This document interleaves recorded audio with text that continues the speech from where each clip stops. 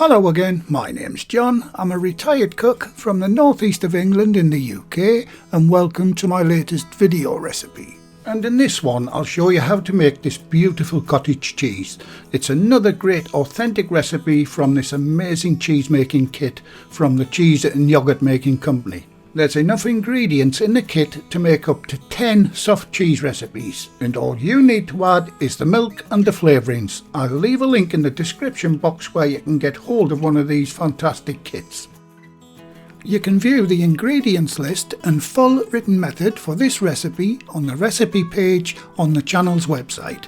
I'll leave a link in the description under the video, or you can click on the eye icon top right of the screen to take you directly to the recipe page. Okay, let's get on with today's recipe.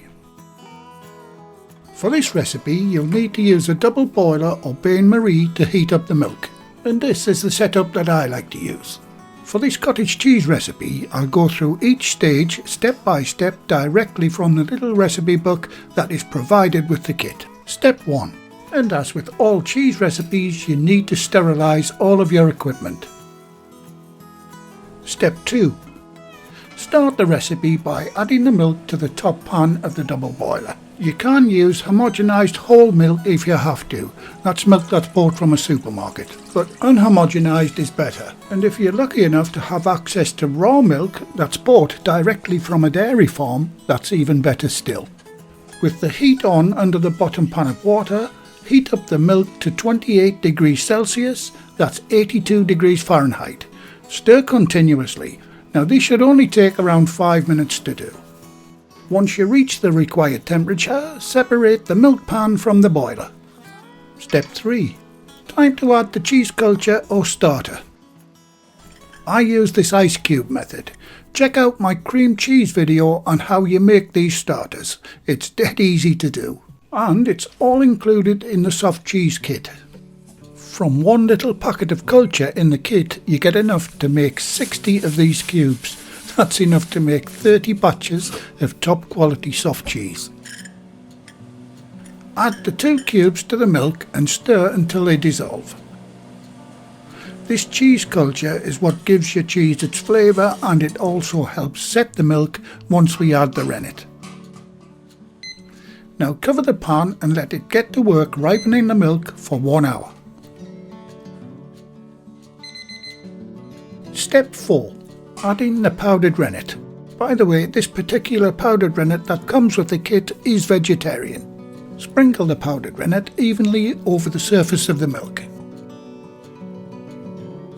Now stir the milk gently for 30 seconds, making sure it is completely incorporated into the milk. It's important that you stir gently. Vigorous stirring will cause the rennet to work too quickly. Step 5. Now we have to wait for the milk to set and mature. The recipe book says you can leave it overnight, which is okay, but I like to give it a good 12 hours. My kitchen temperature is at a steady 21 degrees Celsius, that's around 70 Fahrenheit. But if yours gets a bit cooler during the night, you can always wrap a blanket around it, and that'll keep the temperature steady. Okay, I'll be back in 12 hours my time, about 2 seconds your time. Step 6. Time to cut the curds. And as you can see, we have a good set, meaning we now have 2 simple states. The solid part is the curd and the liquid part is the whey. Now take a long, thin-bladed knife, something similar to the one I'm using. Starting at one side of the pan and straight up and down, cut the curds every 12 millimeters or half an inch, making sure that you go right to the bottom of the pan too. Once you reach the other side, turn the pan 90 degrees and do the same cuts perpendicular to the first ones. And now do a few undercuts at an angle as shown, turning the pan 90 degrees 4 times in total. And if you see any larger pieces, just cut them with your knife. And this is about the size of the pieces you should have. Right, once you have your curds cut, cover the pan and let them rest for 5 minutes. And this is called healing the curds. It just allows them to toughen up a bit before the next process begins.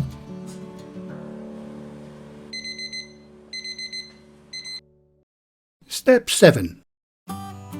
time to cook the curds. So you need to get your double boiler going again. What you need to do now is to slowly raise the temperature of the curds to 40 degrees Celsius, that's 105 Fahrenheit. But you have to do that over a time period of 45 minutes. What I do is set my timer to 5-minute intervals. Each time the timer goes off, I gently stir the curds with my whisk for 15 seconds. Then reset the timer for a further 5 minutes.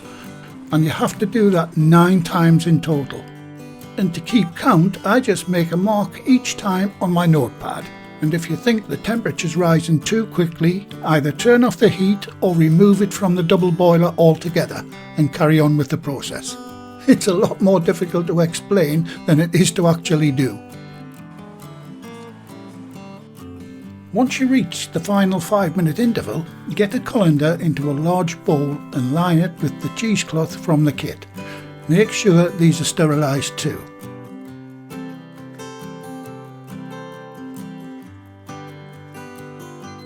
Right, that's the cooking process done. And as you can see, the curds have shrunk and toughened up and are starting to resemble cottage cheese now. The best way to experience the texture of the curds is to get a fork and have a taste, but no double dipping with the fork. Step 8. Time to separate the curds from the whey.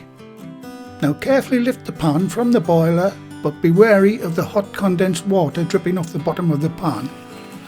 Now pour the whole lot into the prepared cheesecloth lined colander. Make sure you get all of the curds out of the pan. Now bring each corner of the cheesecloth together and tie them off. Lift the cloth out of the colander and into the catch bowl as shown.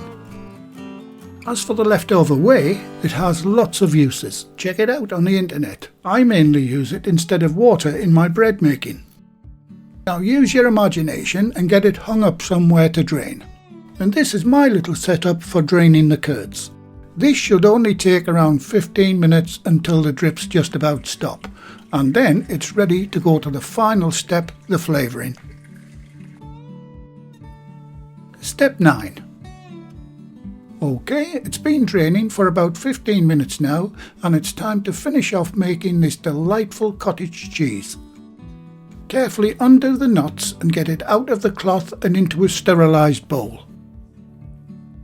Once in the bowl, break it up with your fingers until it's all separated. Try to use latex gloves if you've got them. Now I'm going to make my daughter-in-law Ashley's favourite cottage cheese, and that's with double cream and pineapple pieces. You of course can experiment with different ingredients that you like. But the first thing you need to add is half a teaspoon of the cheese salt that's provided with the kit. Mix it in and give it a little taste. And that's fine for us. Next to go in my recipe is 250 ml of double or heavy cream, and give that a good mix in. If you want a less calorie alternative, you can use creme fraiche instead. But we don't have this very often, so fresh cream it is. Next to go in is the drained pineapple pieces, and mix those in too. If you think yours is still a little dry, add a tablespoon or 2 of whey back into it, and that should moisten it up nicely. And that's it, my cottage cheese is made. All I have to do now is to get it packed up into containers. Notice the rich creamy yellow colour it is, as opposed to the lily white cottage cheese you buy in the shops. Weight wise, you should end up with around 1.2 kilograms, and that's around 3 pounds of the finest cottage cheese.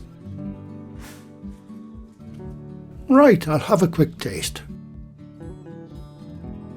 And this cheese is absolutely superb. The texture, the taste, creamy colour and the flavouring is perfect. I really hope you give these cheese kits a try. Not only do you end up with a perfect product, it's the fun, interest and satisfaction you get from making your own cheese at home. So here's another big thumbs up for this one, guys. Well, thank you again for watching. Please like, share, comment and subscribe by hitting the circle above.